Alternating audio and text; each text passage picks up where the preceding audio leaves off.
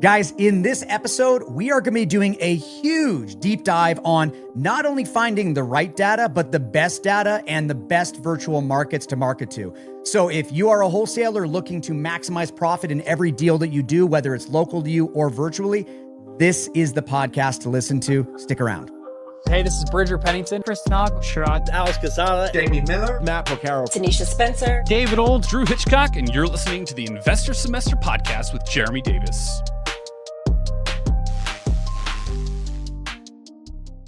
Welcome back to the Investor Semester Podcast, your number one spot for sniper-focused trainings and hands-on partnering for your cash and creative finance deals. If you're listening to or watching this podcast right now, you can join our private community for just $1. Go to investorsemester.com to join. But now for today's guest. If you're an investor looking for the right data and the systems to not only get started, but also scale to $100,000 plus months, this episode is for you. Today's guest has been behind the scenes at PropStream, one of the world's best data provider softwares out there, for the last 12 freaking years. Or as he puts it, he's been the one spilling coffee on their servers. He's a proud dad, currently single, so if there's any ladies out there listening, you know where to go. And right now, he's focused on meeting people around the world, inspiring them to consider real estate.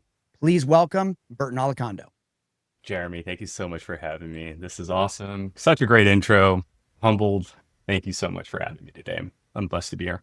Absolutely, brother. So why don't you give me a real quick background? I'm sure you've told this story before. 12 years with PropStream. And if you guys are really not familiar with PropStream, you're probably not in this business. I've been a fan favorite of theirs for a while. There's other data companies that are always out there providing data. And it's funny. When you're on different Facebook groups or your different forums, there's always the question, who has the better data? Who has the better skip tracing? Who has the better this and better this? And really what it comes, in my opinion, and again, having Burton on this call is going to be awesome because he's going to probably break down to you why you're probably overthinking it and finding the right user interface and the right software to partner with is really the more important decision here. Burton, why don't you go back 12 years, give me a little bit of background about what you've done, and tell me the story about how PropStream got started. Yeah, so actually PropStream got started back in 2006. Two gentlemen started the company. These guys are really good friends of mine till this very day.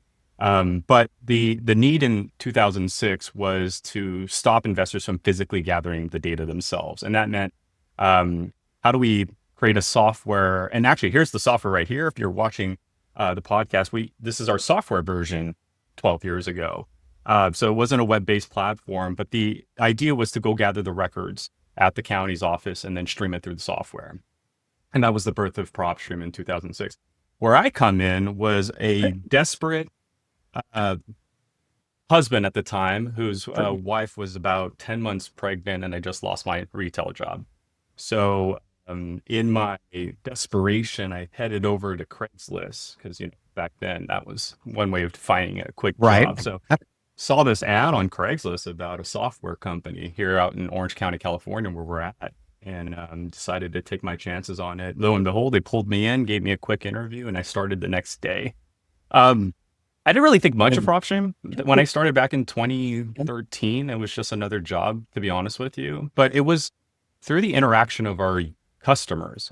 As a tech support agent at the time, I would get calls from investors like you, Jeremy, who would call in with technical issues. And while I'm solving their technical issues, they would tell me about their story. So I fell in love with our customers and their story. But I also then fell in love with the culture of our company. And that was that we were, again, getting data. This is something I like to share with people, why haven't turned away since I started. It's just what we do. We gather data to change the lives of our users, our investors. They want financial freedom. They want to spend more time with their children. They want to help people. And that's another reason why I love what we do, because not only is our data helping the real estate professionals like you guys that are listening right now, but you're using our data to help the community. You're preventing that homeowner from losing their home to the lender. You're helping a buyer find a new property. Heck, you're even potentially helping the kids from having to relocate and find new friends at a different school. And so just everything about real estate in general, I love. And if you were to ask me, it all starts with the data. And so for me, there's a huge responsibility of making sure that data is really, really good in quality, because it impacts your lives, the listeners right now, the real estate professionals, but then it ultimately impacts the community. And so that's kind of my story. And so over the last 12 years, I've evolved within the company from technical support to working with our affiliate partners to product development. And now I would say I'm one of the brand ambassadors. I travel, I speak on stage, and my ultimate goal is to inspire people to consider utilizing PropStream or just consider real estate in general because of the huge impact that you can have on the community. Yeah, no, man, I love that. I love that. So in this episode, really what I'd love to do, if it's all right with you, Sure.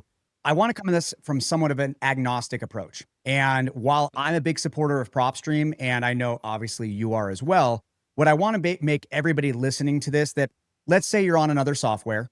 I don't want you to feel like you're going to be forced to listen to this episode and that you're going to be forced to move over to PropStream, cancel your subscription. And by the way, on a side note, you guys just acquired or partnered up with Batch. Am I right about that? We acquired Batch Leads and Batch Dialer with the intention to integrate those tech stacks into PropStream. That's insane. So if you guys really are not aware, I would say that the two biggest players within this industry have been PropStream and Batch Leads for a while, right? And you guys have been it's almost been like a, spy versus spy battle against each other. And I just dated myself. Shout outs to Mad TV. Yeah. I used to watch. So what's been always happening is I remember years ago, you guys lost MLS access. And there was a, thing with NAR, the National Association of Realtors, that basically said, you guys are not able to use our data anymore. And what happened at that time were all of the gurus that were affiliated with Batch, they started creating content about, hey guys, PropStream just lost MLS access, but guess what? Batch didn't. But that's because Batch never had it. Well, okay, so let's clear that story up. And I think this is okay. This is funny because I was on, trying to combat the narrative that was happening. We didn't lose the MLS data; we had it. The only restriction is that we couldn't display the sale date. I don't know what their reasonings were, but we were told from the sources above that, hey, stop displaying the sell prices. Okay, so the MLS data didn't go anywhere. We had the photos, we had the sold, active, failed listings. So if you're looking for failed leads or looking, for active or on-market properties or off-market properties, having the MLS data is important for that. But since we couldn't display the price, we had to do something differently. And that was, we took the price that we could have displayed and purposely knocked it off by 0.01%. So legally, we're not displaying the sell price. We're displaying a very close estimate that's off by 0.1%. So if a house sold for $1 million, it would display on PropStream, 999.999, comma 999 / estimate. And so that was the way they had to go around that. However, it's a very, very clickbait story. So when we announce that, because again, we're all about transparency, we need to let our users know, hey, this is coming down the pipeline. So this is how you're going to need to pivot. You could still use the data, just understand / estimate just means it's been off by 0.1%.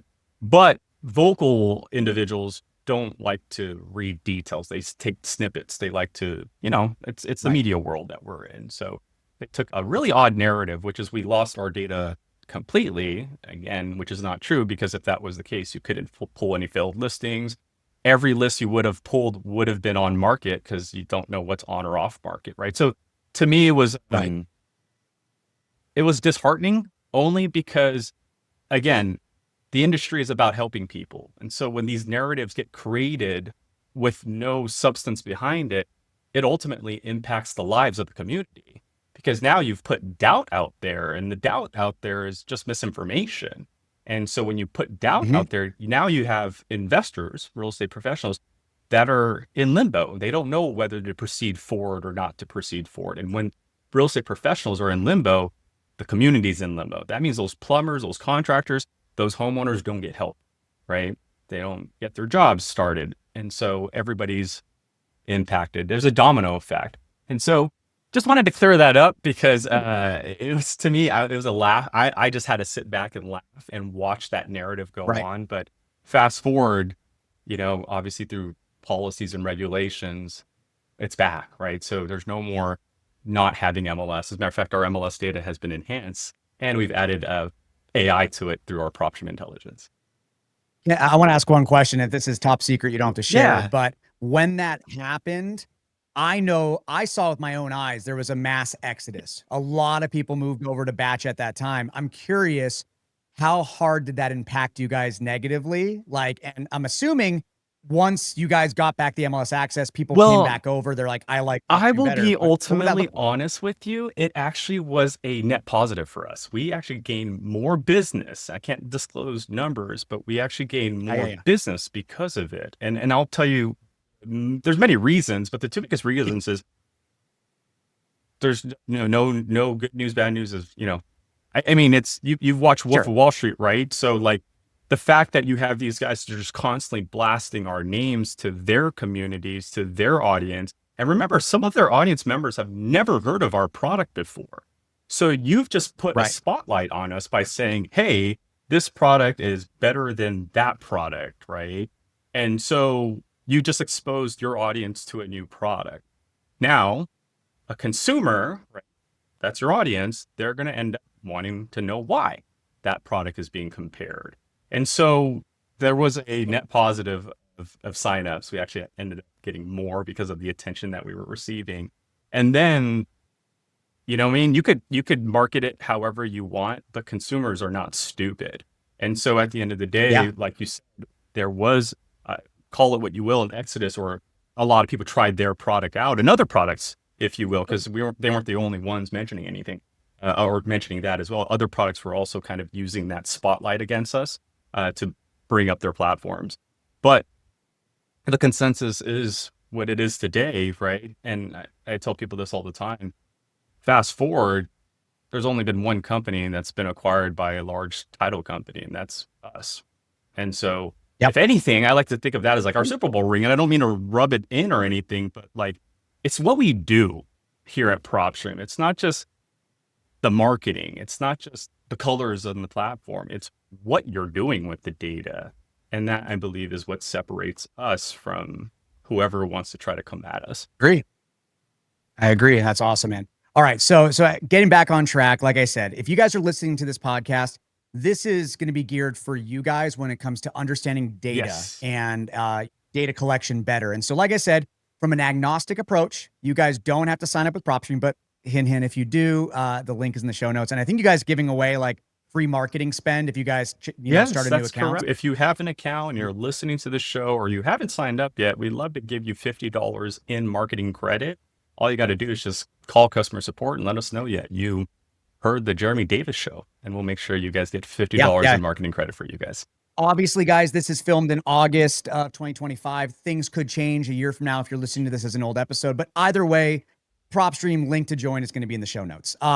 So Burton, if a new investor were to come onto PropStream or any data provider, like what's the first thing they should look for? Like when they sign up with PropStream, they open it up.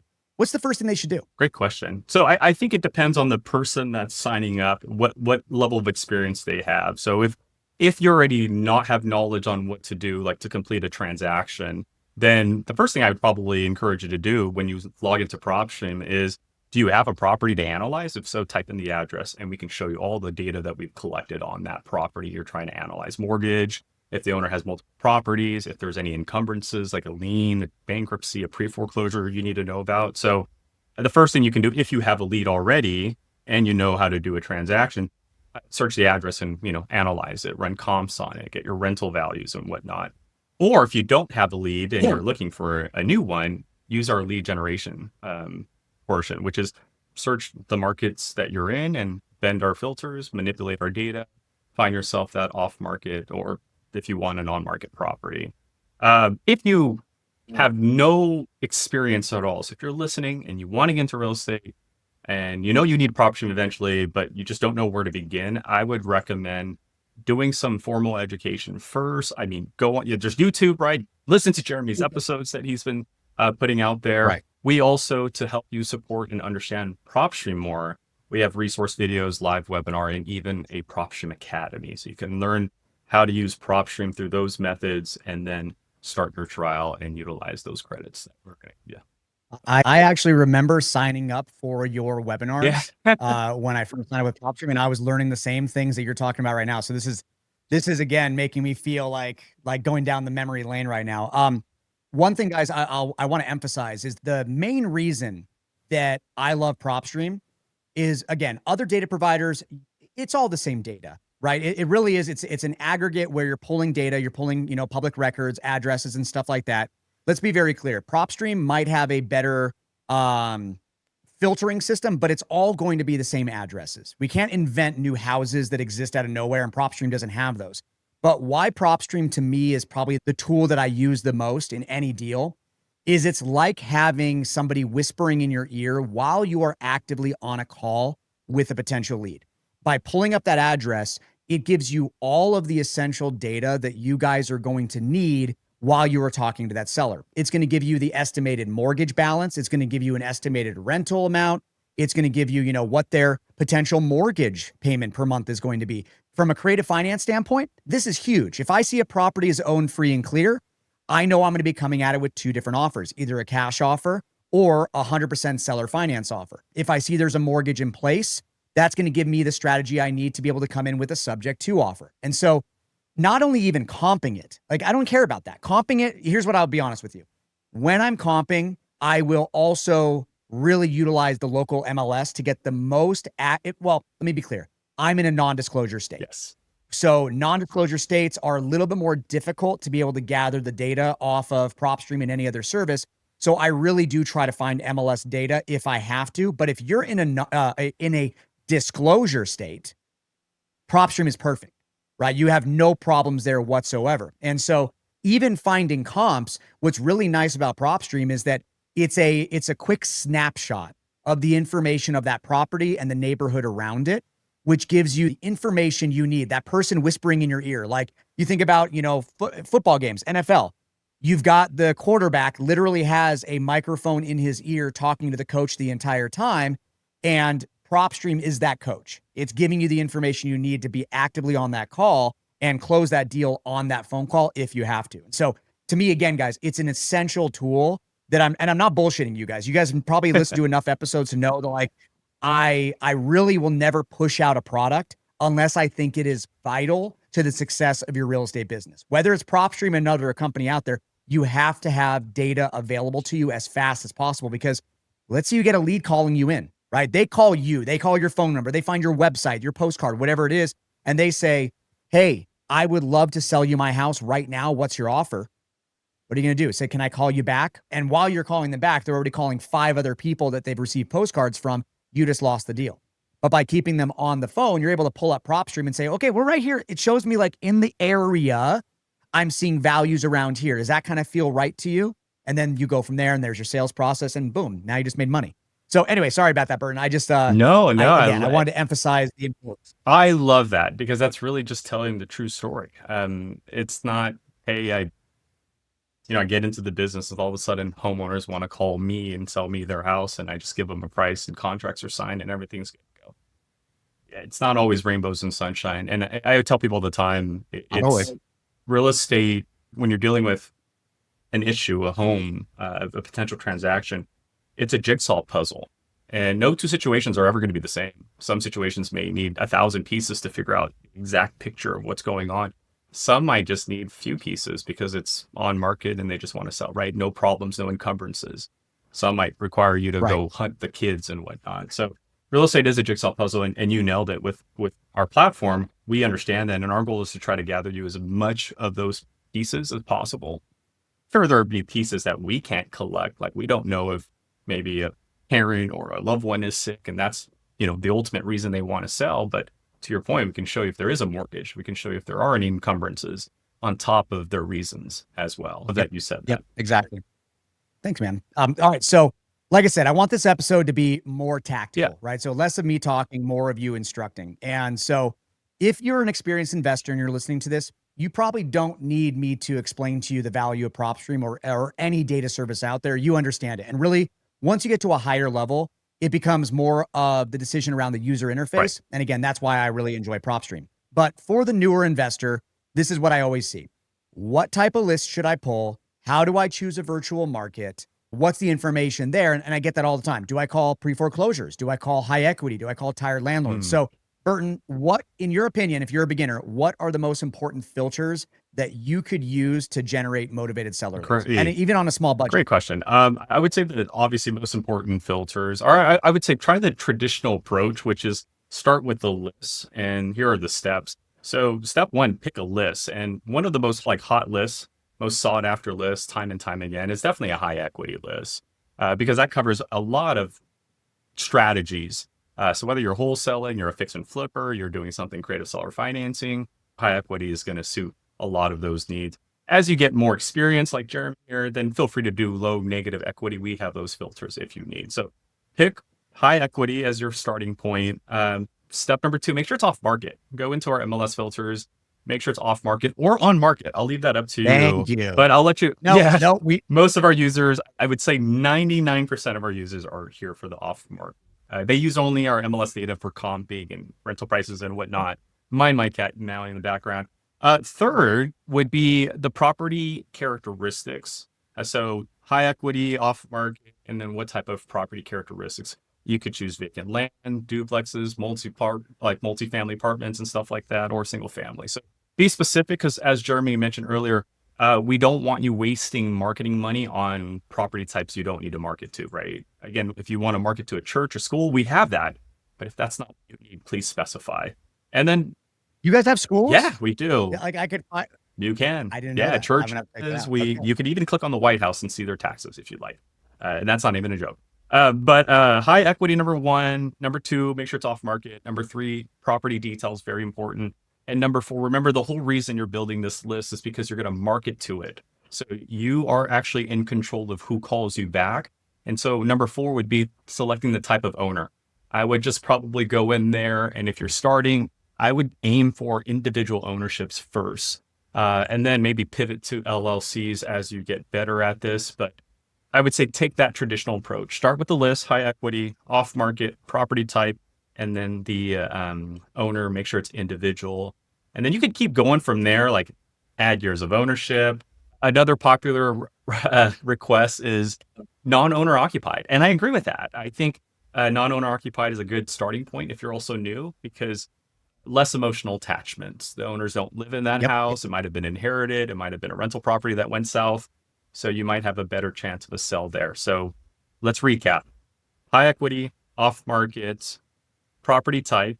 So like single family in this case, type of owner, individual. And then number five, I would probably just put non-owner occupied. And that should wrap up the 5 steps if you're just starting. I love that. And for the audience, like I said, tactical. So I want to give you the logic behind what he's just said. So high equity, why? Because that allows you to give a cash offer. If you have low equity, it means you can't give a cash offer. And every conversation we should be having with a seller, if you can, always try to start with a cash offer. It's going to be the fastest, what we call cash conversion cycle. It gets you the ability to make the most amount of money in the shortest period of time. If you have low equity, it means now you got to go down the creative finance route. You have to understand how to underwrite that deal better. And to be perfectly honest, creative finance is not a quick turnaround. It usually takes amount of time to help that homeowner out of whatever situation they're in. It's a longer process. So high equity, so you can give a cash offer. Non-owner occupied, as Burton was just saying, when someone has a rental property or maybe it's a vacation home, they're not living there. Okay. It makes it a lot easier to give an offer and for them to sell a property because it's like a car that they're not using. They're okay getting rid of it. All right. Versus it's their primary daily driver and they need it to go to work. Same thing goes for a primary residence. If they're living in that property at that moment, what are they going to do to sell? Right? Where are they going to go? Are you going to give them money to find an apartment? You know, things like that. And so again, there's always a strategy behind every type of list you pull. And then what was the other one? Property type, making sure it's off market and making sure it's an individual as well. So let me pause you for just a second.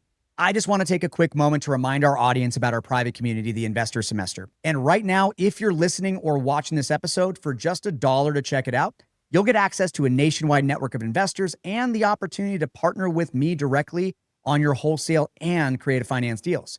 You'll also get weekly live education, the tools and the contracts we use in the business, and the ability to buy and sell your deals without fighting the Facebook algorithm. Go to investorsemester.com and sign up. And now back to the show. That's right. Okay, so property type, guys, single family homes. And what are we looking for? We're typically looking for the median household price, and median meaning in the middle, right? And so what does that mean? You're having the most amount of buyers that are going to be having their eyes on that property. Let's say it's an investor that's flipping the property. They know that the most amount of on-market buyers, people that are going to be hiring an agent to find them a house to move into, are all looking in that median price point. So when you're searching for a single family home, try to find 3-bed, 2-bath, median price point. Now, if you go below that and you find a lead that's maybe half the median price, that's not a bad thing. Maybe you're finding an apartment, it makes it a little more difficult to sell that deal. But where it gets more difficult is, let's say you're doubling the price. You're now in luxury. Now what you've done is you've limited your buyer pool, where there's less people that are going to be interested in a property like that. So again, single family, median household price. One, it's owned by the owner. When it's owned by an LLC, to be more specific, what Burton was talking about was when it's owned by an LLC, it makes it a little more difficult to track down that owner. If they're using a registered agent for an LLC to protect their anonymity, it's going to make it really hard to be able to do. But there are ways around that. If it's owned by an LLC, you can actually, instead of looking at the property address, you could look at the mailing address. And let's say they're not using a registered agent, but they're using their home address as the address of record. You could then send them a direct mail piece. Or you could use PropStream to skip trace the phone number from that mailing address. So now you could possibly get the homeowner's information, even though they had it in an LLC. Absolutely. So, and then finally, guys, off market, when you're working on market, let's be honest, agents are stupid. If you're an agent, I'm sorry, you're not the stupid one. But a lot of times agents make it very difficult to have a deal for an investor go through to the end. They add in extra problems and extra steps and things like that. And so when it comes to doing off-market deals, you're talking directly to the seller. You don't have a gatekeeper protecting the deal and, being the nitpicking aunt or uncle that's there to protect the seller. And by the way, we're not saying we don't want to protect the seller. What I'm saying is it adds an extra filter of difficulty to the deal. That's why off-market makes it the easiest to do. You can close quickly. You don't have to go through, the checks and balances of working with a realtor. And there's also, on top of that, there's no commission. So the seller doesn't have to pay a commission to an agent, and you don't have to pay a commission to an agent. So it makes the deal a lot smoother. Absolutely. So thank you very much for that, Burton. Like I said, I dove into that a little bit in more detail. What's the easiest way to run comps within PropStream, and what mistakes should beginners avoid? What do you think? Oh, great. This is one of my favorite subjects. I think people have this misconception that once the homeowner calls you, you just pick up the phone and then run comps and then give them a price and call it a day.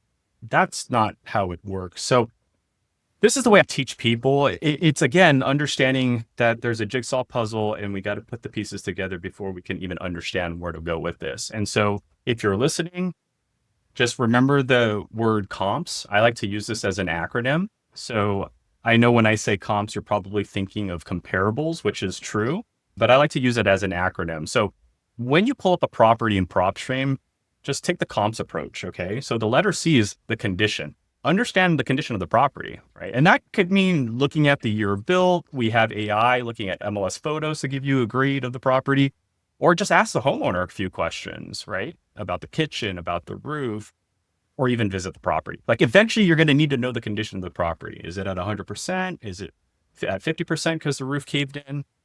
So the first letter in comps is understand the condition. The next letter in comps is the letter O. And what that stands for to me is the obstacles. What are the obstacles that are in play for me to obtain this asset? Are there any liens? Are you going through a divorce and I need to make sure both parties are happy with the price? Is there other signatures I need because there's 15 kids I need to make sure they're all in on the deal? Sometimes obstacles isn't, again, data related. Sometimes it's not a lien. Sometimes, as we said earlier, it could be personal. My son just got a scholarship and we got to move, or my mom is sick and I got to get closer to her. So C is condition, O is obstacle. What does the letter M stand for? You guessed it. That stands for mortgage. And that's why we collect that data. Once you understand the condition, you understand the obstacles that are in play, you got to figure out what the mortgage is if there are any. So if it's free and clear, great for you. If not, there's a mortgage. We need to make sure we clear that balance and make sure the homeowner walks away with something, right? But do we know if there's going to be profit to be made? We don't know, right? Sure, we have the mortgage balance, but we don't know if there's profit to be made. The only way to figure that out is the letter P in comps, and that stands for price. Now you use the comping section. right? Now that I know your property is at, let's say 80%, well, great. When I'm using comps, I can use MLS data and work backwards to 80%. So if I know renovated houses are selling for $100,000, then your house in that condition that we talked about is at 80% or 80%, $80,000, right? Or if during the conversation you told me a flood went through the property, the roof caved in, the basement's still flooded, I'm not going to be using MLS properties when I'm comping. I'm going to probably use cash transactions and speak to cash buyers about, hey, I have a flooded property in an area you just bought a property in cash. What would you buy it for? Right? So C is condition, O is obstacle, M is mortgage, P is the price. Run your comps using our public or MLS data, depending on the situation that property is in. And then once you have those four pieces of information, you know what the letter S stands for in comps? Your strategy. Now you can implement exactly what you want to do to help that homeowner. Is it a cash offer? Is it a creative seller financing? Is it, hey, your property's in perfect condition. I'm an agent. Let's now put it on the market for you. So comps, condition, obstacle, mortgage, price, then implement your strategy, but know the first four before you get to the S. And that's the way I like to teach people. I am stealing that. I'm stealing that. I'm sorry. That is, that's the way I teach my students about how to approach a deal, whether it be a creative finance offer or whatnot. But I'm sorry. Oh, I'm absolutely. adopting Yeah, I that. love teaching. I've been doing that on webinars. It's just because people tell me the same thing. Where do I start when I pull up a property info? There's so much information, and it's ultimately you just got to make sense of it. If not, you're going to find yourself stumbling on the phone call conversation. So organize your thoughts. Know you know the answers that these homeowners are going to have or are going to question you on. Just organize it. And I've always used that approach. So comps, have fun with it. So what Burton's explaining, guys, and that was, I don't know if I can explain it any better than that, but what he's basically doing is he's having you start to process this in a deductive reasoning. And so what you're doing is, and for me, I don't know if you know this, Burton, but prior to getting into real estate, I was a sommelier. I was the wine guy, right? And there was always a like a parlor trick, a bar trick of like, I can tell you what wine it was from what year, from what region, all that kind of stuff, right? That's like what a somm does. But what people don't realize is I'm not memorizing what every single wine of the world tastes like. What I'm doing is I'm deducing, I'm removing opportunities that I go, okay, well, obviously this is a red wine, so I'm going to eliminate all the whites. That's duh. Okay. But let's say it's high in acid. That means that it probably grew in a colder climate where it didn't allow the grapes to ripen so much to get as much sugar. So it has a higher acidity, which means it's in a colder region of the world. Right. And like, that's what you essentially just explained. And to be very clear, this is where a lot of newer investors, a lot of newer wholesalers make mistakes, is that you only look at one thing at a time and you don't look at the big picture. And that comp acronym, that's probably the safest way to prevent you from wasting time on a deal that's really never going to be a deal, where you go, hey, comps are ARV $200,000 and the seller wants 150,000, but it needs 70,000 of work. That's not going to work. Numbers don't make sense. Or the mortgage is too high.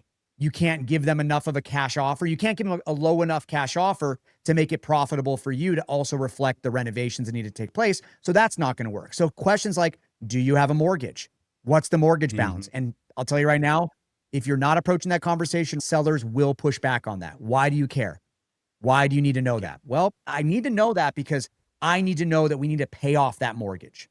Right? I need to know, are there any other encumbrances? Do you have a HELOC in place? Is there anything like that that I need to know about? Because that's going to determine what type of offer I need to make. I'm either going to come at you with two different offers. One is going to be a cash offer where I'm going to be coming in, or my partner is going to be coming in to renovate your home. You've seen HGTV, you've seen the fix and flips.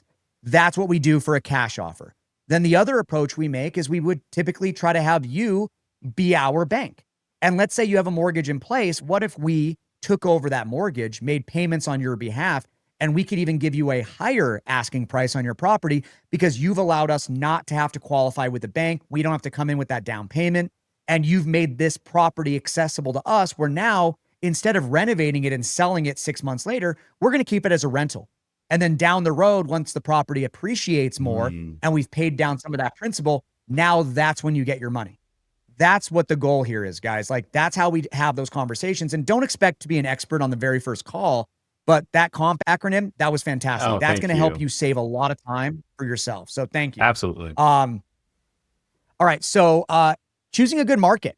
You want to be virtual. PropStream allows you to be in any market across the country. What does that look like? Oh, great question. So This is a common question people ask. Even sometimes it applies to their own market because they might be new, inexperienced. They don't know where the hot areas are in their market. So grab a piece of paper and a pen, and I want you to draw a Venn diagram on this piece of paper. If you don't know what that is, it's those two circles and they overlap right in the middle. On the left-hand side, I want you to write follow the money. And then on the right-hand side, the distressed homeowners. Follow the money. Here's what I want you to do. Log into PropStream, and I want you to find all the cash transactions that have occurred this year. So we have a list for you, cash buyers starting 2025. Once you pull up the city and the cash buyers of this year, I want you to organize it by zip code. And then write down the zip code that had the most cash transactions this year and write them in that order, highest to lowest, on the left circle. On the right side now, I want you to clear your search and I want you to choose a distressed record. Choose like delinquencies, bankruptcies, pre-foreclosures, right? So in this case, search the same city, delinquent records, populate the results, and then organize those by zip codes and do the same thing. Organize the highest zip codes, the most tax delinquent zip codes to the lowest. So now you have your two circles filled out. One is all the cash transactions this year from the most zip codes to the lowest. And then the other circle is tax delinquents from the most zip codes to the lowest. Find the overlapping zip codes. That's the hottest market because that's where all the distressed homeowners are at. And that's where all the monies are being flooded into. So why work on the lowest zip codes? Because you might get a deal on the zip codes with 1 or 2 cash transactions this year. But if you get a contract in a zip code where there's only been 1 cash transaction this year, it's exactly what Jeremy was saying. It's probably a zip code where the buyer pool is very limited. So good luck trying to get rid of that contract. So there's no need to reinvent the wheel. There are already buyers in distressed zip codes that are in existence today. You just got to manipulate the data and find them. So find your cash transactions, hottest zip codes, distressed sellers, hottest zip codes, and then overlap those zip codes and find the ones that have the common highest numbers. And that's where you flood all your marketing money and efforts to. That is so good. Oh my God. I wish I had a bell right now to ding. That right there, guys, is the simplest way that it can ever be explained into finding your right market. And if I modify that just a little bit, if you were to add 2 more circles to that, because what he just explained is from a wholesaler standpoint, right? Finding deals, getting deals under contract, and then finding cash buyers, that's showing you the hottest markets. But from a creative finance standpoint, I'm also going to be looking at where rental rates are still positive, where mortgage balances are low enough to where you can cash flow. If I wanted to build my rental portfolio, I'd be looking at somewhere in the Midwest, maybe, right? Where you can make a rental cash flow. Or if I'm wanting to take over properties, creative finance, or if I'm looking for appreciation plays. For example, I'm in Salt Lake City, great appreciation play. My properties are probably not going to cash flow very much. I make a few $100s on every property I have out here, but I'm also making $40,000 to $50,000, $60,000 a year on the appreciation of my property going up in value. And so I would say this, what he just explained, that Venn diagram from just finding the hottest market, absolutely follow that. But then if you are looking to build your portfolio and you think to yourself, where would I not mind having a rental? I personally, I don't want to have a rental in Detroit. No offense, Detroit, right? Or Gary, Indiana, like places that are war zones that I can only imagine renting out my property to people that are using it as a trap house, crack dealer. And I grew up in LA County. It's real, guys. They will use your house if they sense no one's around. Exactly right. But here's the beauty of LA County is that the appreciation is still fantastic. But if you could deal with a couple crackheads, it might be worth it. But I'm just kidding. I left California.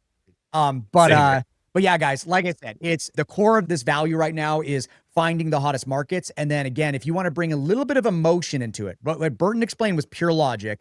If you want to bring a little bit of emotion into it where you have a desire to build a portfolio somewhere in the nation, then just have that overlap and find your favorite market that you can imagine having a portfolio that also match up with the most amount of buyers. And by the way, you don't have to be in the #1 cash buyer market to still do $100,000 plus every single month. There's dozens of those markets in the nation. Just pick the one that speaks to you and speaks to your heart. And I love that you said that. As a matter of fact, I'd like to share this with someone. There's a filter in our platform. It's in the mortgage section. And at the very bottom, it says seller carryback. And that filter allows you to see anybody that's doing their own seller financing on their own property. So Why am I sharing this with you? I was working with an individual who does creative seller financing, and the struggle was, how do we find people that want to do it, who are willing to want to do that? So did the same strategy. We just pulled up a city and we clicked on that filter, and then we broke it up by zip code, and we identified that there's certain zip codes that are more acceptable to certain strategies. And you got to imagine it too. Like the moment a homeowner does a certain strategy and it's successful and it works well, they're going to talk to their neighbors. Hey, you should consider doing this. And so essentially what ends up happening is it spreads. And so there are going to be certain zip codes where the homeowners are more susceptible to certain strategies. And there are certain zip codes where they only want to list at full price and no ifs, ands, or buts, right? So you can use our data and manipulate the results to find zip codes that are more geared for subject twos, or zip codes that are more geared for cash transaction and so forth. So I always tell people data tells a story. And if you're not bending it and trying to understand, I think you're falling behind. And that's just my honest opinion. I love that, bro. All right. I got one last major question Yes. for you. So if someone, and again, the people that I work with, the students that I work with, in a perfect world, I'd love them to have no W-2. I'd love them to have full time to commit to this business and just be able to work 8 hours a day. But for the people that really have a limited time structure, where maybe they have 1 hour a day to use PropStream and pull their data, how should they spend that time to get the most results? Does that make sense? Yeah, I would say spend the first 45 minutes just building a list, and make sure you use the steps we listed earlier in the episode. Apply those filters, right? Try to build multiple lists. So go after not just one category. So don't go after pre-foreclosures only. Go after pre-foreclosures, go after delinquencies, go after cash transactions, or I'm sorry, tax delinquencies, like bankruptcies, all the distress categories. The last 15 minutes. So first 45, go after that. At the last 15 minutes, this is more of a mental exercise. I want you to remember why you got back into this, or why you got into this industry to begin with. We all have our reasons, and I hope for a majority of us, that reasons we're here to help people, right? And if you understand that, here's one thing I'd like to leave you off with. PropStream doesn't just force you to pick a list when you're doing lead generation. You can actually bypass choosing any of our 20 categories, and you can go in there and you can create your own list, if you will. So some of the situations I've shared with people are, for example, going in your market and seeing who's been sharing one bathroom for 10 years. That's the reason my dad sold our house, is because we were tired of fighting over the hot water. So you can go in PropStream right now and look at all the individually owned properties for a minimum 10 years that have one bathroom. That's a new lead. What's the marketing there? Do you want a second bathroom? Do you need to upgrade? Is there a need for that? So rather than going after all these same categories everyone else is going, because it doesn't matter whether you're using PropStream or this or that. Jeremy said it earlier, we're all getting data from the same providers. And what does separate at least the software companies is who cooks better with those ingredients, right? We're all getting the same data, but who cooks better? I'll tell you right now, we do a damn good job. We're like Michelin chefs when it comes to the data, but that also applies to you. Whoever's listening, that applies to you. Don't just be relying on us data companies. You have all these filters in front of you. You need to be the better chef than your competition. So while your competition's going after pre-foreclosures, you know what you should be doing? Going in PropStream, looking for adjustable rate mortgages that have 4 years on them. Why? Because that fifth year is going to come and it's going to mature, and that might cause a pre-foreclosure down the road. So do you wait for that pre-foreclosure to appear, or do you start marketing to 4-year adjustable rate mortgages right now? That's the difference between what we do as a company is the data that we buy, we have to cook with it, right? But then we hand it to you. And sure, you could take that traditional approach, which is just pick a list, or I call the new wave, and that's building situations, adjustable rate mortgages, who has an 8% interest rate or more, because everyone I'm talking to says they don't want to sell because they're at 2-3%. Great. There's someone out there with an 8% that they got from 2011. I need to talk to that person and say, now's the time to lock in a 6% mortgage. Would you like to sell and tap into that equity of yours? So remember, folks, it's not just a list, it's situations that you need to go find. So cook differently than your competition. Let me add one more recipe that you guys can cook at home. Okay. And that was a great analogy. I love that. Coming from restaurant background, Michelin chef, I absolutely love that. Here is a very, very fun recipe that PropStream allows you to do. You can find single family properties that are 2-story or above. And then you can find elderly homeowners that have owned the property for a long time. And that's what I like to call the bad knees list, where That's going to be and me you- soon. we heard that. Yeah, grandma and grandpa, they're like, we really want to downsize this. We can't keep going up and down these stairs. And that happens when people get elderly or they get sick and they have to now make their living room into their bedroom because they can't keep going upstairs. Those are the times that people will sell those properties. Nice. And so, as Burton was just explaining, you can be as super creative as you want to be. Oh, and one more thing. We haven't even talked about this, and I want to take just a couple more minutes on this. Number one, you want to find a portfolio? Every property you go to, PropStream has a tab that says linked properties. Yes. That is incredible because that gives you the ability where you're talking to one homeowner and you see that tab. That's the first thing I go to. I go right away. I click on that. The first thing I see when I see that tab open, and I find out, is this an investor? Or is this maybe a homeowner like a mom and pop that maybe have one rental? If they have a portfolio, I'm going to come at them and say, are there any other properties that you're looking to sell right now? You know, they may not want to sell their pride and joy, their primary residence or whatever that property might be, but they might have a property that they don't care about anymore. I mean, myself, I'm an investor. I've got a portfolio. My wife and I talk all the time about that property that the pipes just burst. So true. It's going to take 5 more years to make back our money, having to pay the HOA for the problems that we had to fix, all that kind of stuff. And so I'm always asking myself, do I ever want to sell a property? And if someone were to come to me and say, hey, maybe not your cash flowing properties, but what about that property that sucks? Would you want to sell that? And I'd be like, you know what? Let's have that conversation. Gems. So I think that's fun. And then also, lastly, I want to talk about this, and this is probably a little bit higher level, but I think it's really important for people to start to wrap their head around it early in the stages. Stack data, stacking your data. Okay. Like you guys have, what is it called? The service you guys offer that you're able to take lists and put it in and deal automator. Yeah, the or lead list automator, correct. With our import lead feature, automator. correct. Thank you. Yes. So guys, I'll talk about this for a second and then Burton, chime in where you want to.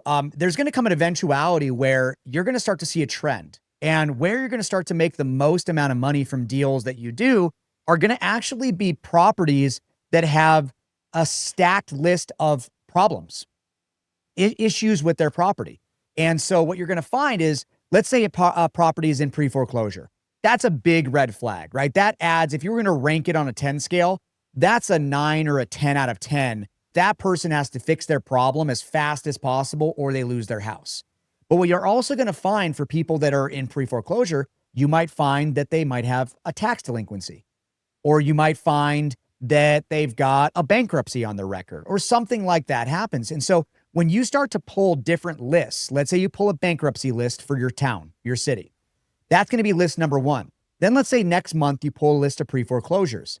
I promise you, there's going to be an overlap. Just like we were talking about that Venn diagram, there's going to be an overlap, and using like a list automator, it actually in your filters within the properties that you download off PropStream, it can actually show you number of lists that this address exists on. That's correct. And so you can now start to identify. And for me, when I pull out and I open up all my data at once, and I just click the filter of show me which properties have the highest amount of red flags, I'll find properties that have 7, 8, 9 different lists that they exist on. Those are the people that I'm going to target. And if they don't answer their phone, guess what I'm also going to do? I'm going to skip trace that address. I'm going to find known associates, known family members. And I'm going to call them and I'm going to say, hey, I'm just trying to find the owner of 123 Main Street. I see that they're going through a couple of issues. I help homeowners out of these situations. Do you have any idea what's going on with that property?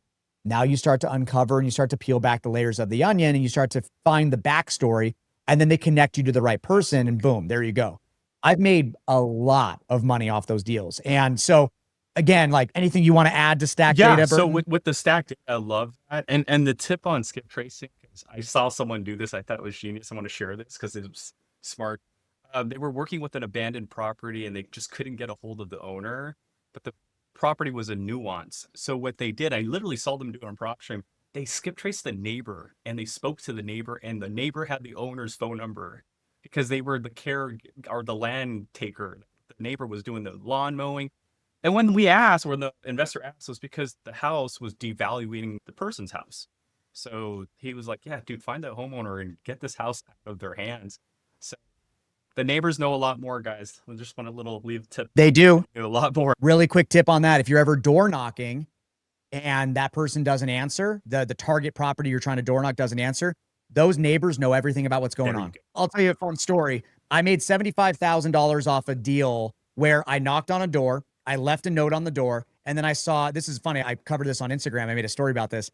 I found there was 2 meth heads sitting in front of the house. Oh, wow. And I said, if I give you guys $5, will you make sure that the homeowner calls the number that I left on the door? And they said, yeah, I'll do it. Hand them $5. Next day, the homeowner says to me, hey, I was told to give this number a call. And it was a tax delinquency. They were 4 years past their taxes. On the 5th year, the auction happens. He only owed about $7,000.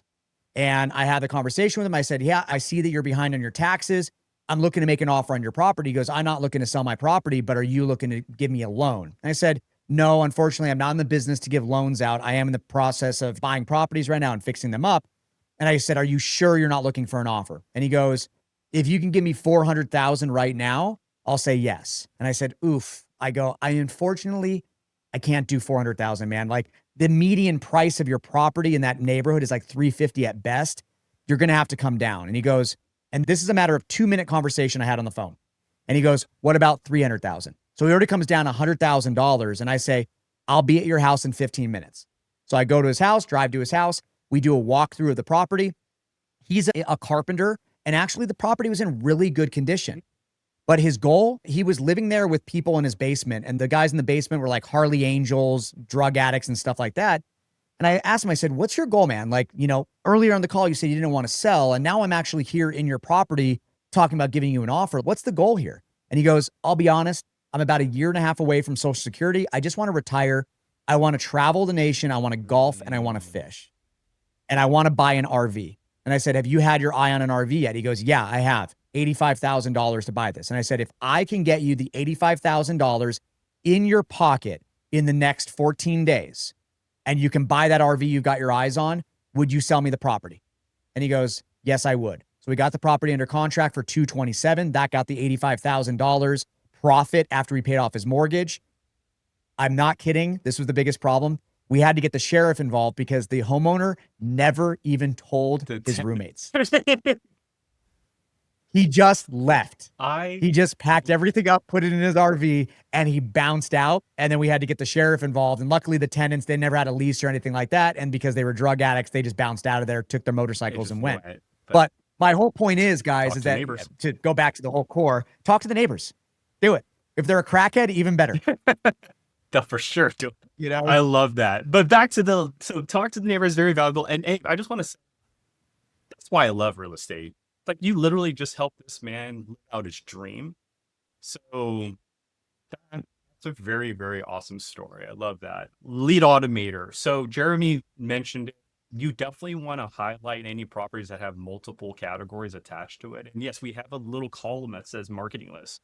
And so when you save an address, as Jeremy mentioned, it could have been on multiple other marketing lists prior, but you'll be able to see a column that says marketing list and then either isolate those records that are in multiple categories, which I would recommend, or for those that are concerned about duplicates, that's another way to get rid of them as well. Lead Automator also comes with an import feature. And I want to highlight this because I see this happen all the time. I know you guys that are listening have a file on your desktop with a bunch of old marketing lists that you've paid for in the past. Some of them were very, very expensive. I get that. We constantly update our data. And with this import feature, you can import any external lists, either something you just got today or a list from 4 years ago, and update it. So that vacant list of 500 properties that's been sitting on your desktop since 2029 or since 2019, you can import that today. And we can show you how many of those addresses are still vacant. And they've probably just been sitting on your desktop waiting for you to give them a call all this time. So Lead Automator can identify multiple categories. We have automation that send email notifications and clean up your records. That import feature, something to really consider. So if you're listening right now, you should be gathering all those old files and importing them into PropStream. Let us update them for you. And then you could filter through them all the on-market, off-market, high equity, low equity, with or without mortgage properties. So consider those. And also, it doesn't always have to be an old property, guys. For me and my team, we scrape new data.